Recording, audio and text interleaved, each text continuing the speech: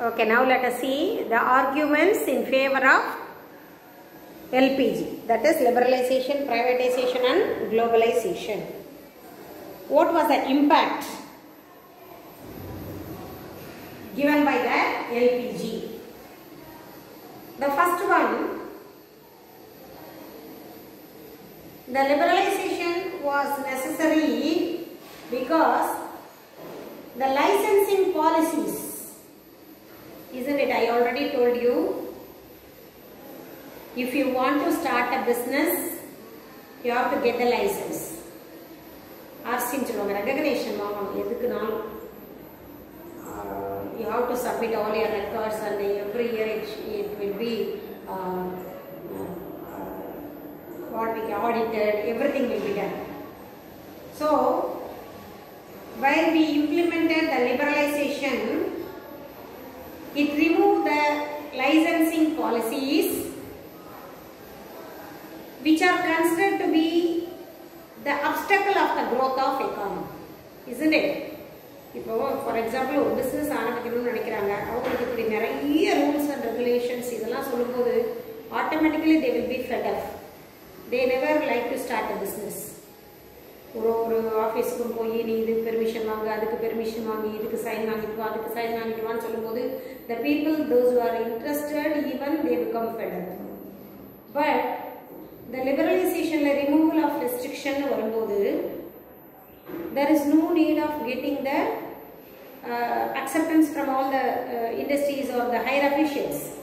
So, those getting the acceptance are considered to be the obstacle of the growth of economy. That was removed by liberalization. Privatization.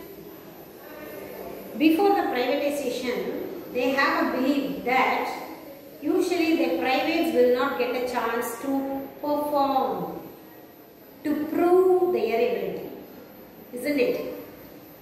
If a education industry, education in those days, while we were like you,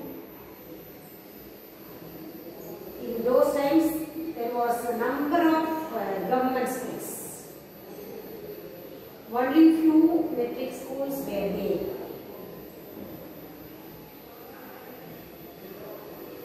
So slowly the matriculation schools, they dominated and they performed well compared with government schools, isn't it? So, privatization, privates, they cannot perform well. Perform well, they were not given chance. They didn't get any opportunities to prove their ability, capacity. So after the privatization, they got a chance and they proved their ability and they performed well and they enhanced the economic growth. And the last one, globalization. Usually, the developed countries, they never depend upon the developing countries, isn't it? They do have all their resources and other things. They never depend on the developing countries, but they exploited the resources of the developing countries. They never depend on developing countries, but they took away all the, they have taken away all the resources, exploited the resources from the developing countries, and they send it as a finished goods to the developing countries. And transforming the technology. Usually the developing countries, they have the high technicals, machineries and other things to do the production. By globalization, the technology can be transformed.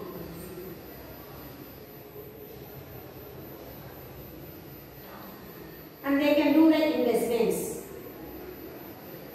And they can sell their goods here.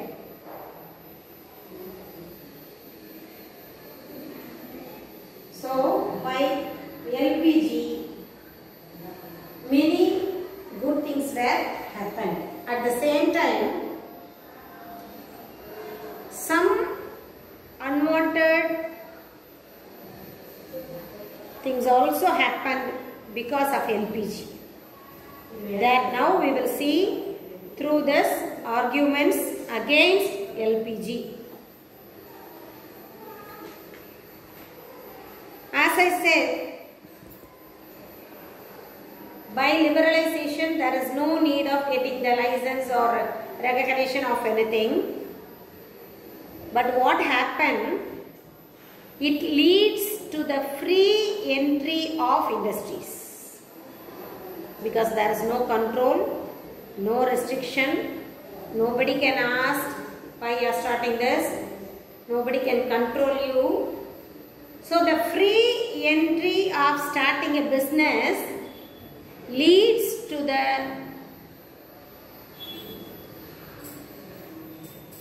less growth of domestic industries. So the free entry of industries bring the less growth in the domestic industries. So the domestic industries, they were demolished, vanished, disappeared because of the free entry of all the industries. And the privatization, through privatization, the monopoly power has been increased. Because the powerful person, even an individual, he leads the economy. I already told you privatization means giving the shares of the public government to the private, maybe an individual or to a firm. So if an individual gets that power, he leads the entire economy. So those people, those who are powerful, those who have money only sustain in the market. All the other people, they were eliminated. So only the powerful people leads the society. There is no social justice, isn't it? A person, one who has the money and power, he does his own ideas. He won't be controlled to others.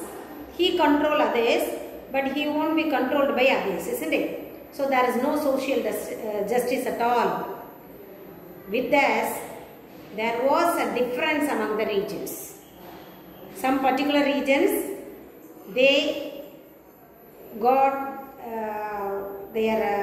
become rich, and some of them they become poor.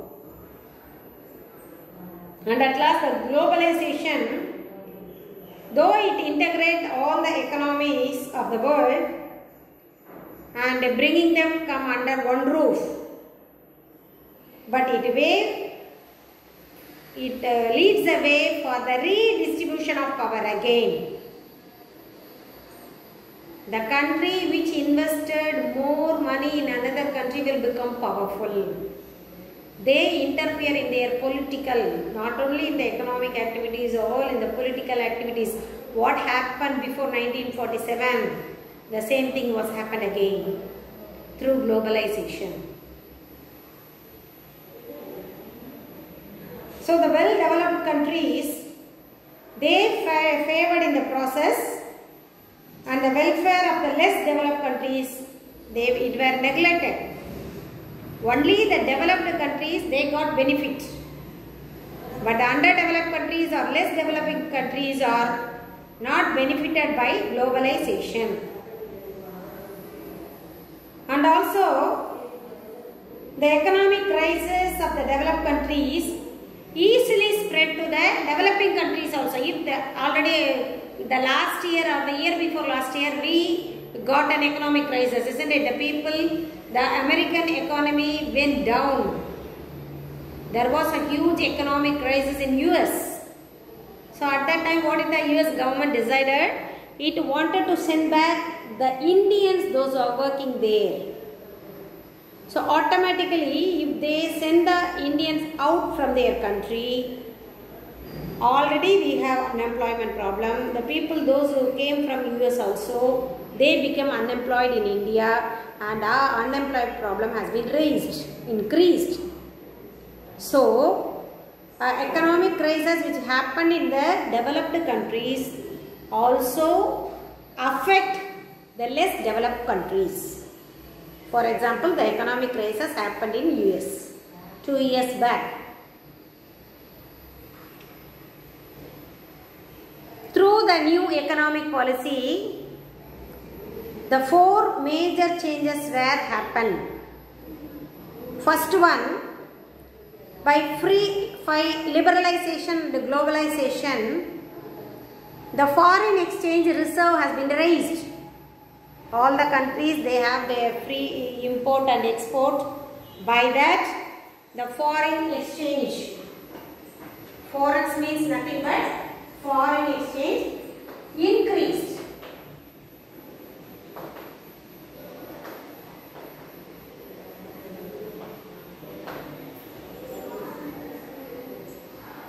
And liberalization, many industries, there was a rapid increase in the industrialization. Many industries, they have started, they established their many heavy industries were established. And the consumption pattern changes, isn't it?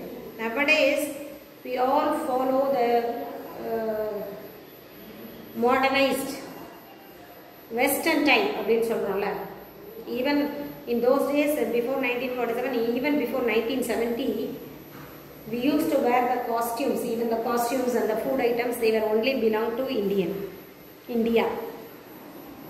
Our culture, food pattern, and all other customs and other things we followed, which we practiced throughout the year by our ancestors. But after globalization and liberalization, the consumption pattern has been changed. Even nowadays we are fond of pizza.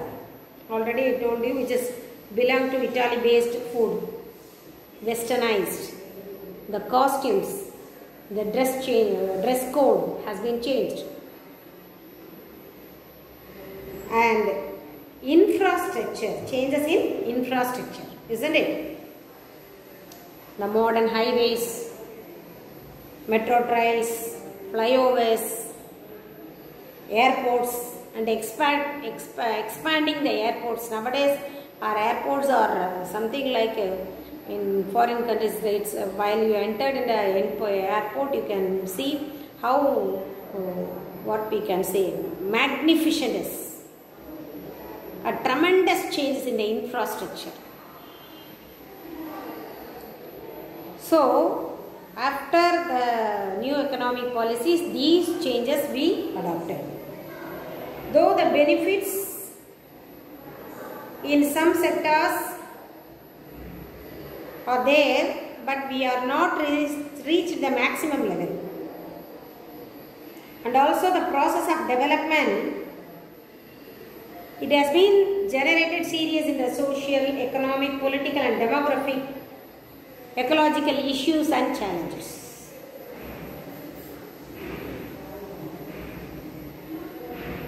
The development, they gave us benefits, isn't it? We enjoying the benefit of the development, but at the same time, these benefits is only based on the socio-economic structure of the society. So,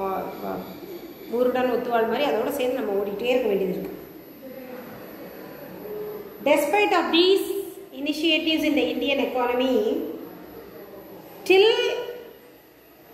India is facing so many problems. Though we introduce new economic policies and we are developing our countries, foreign direct investments out there, though in spite of all these things, till India is facing all these problems.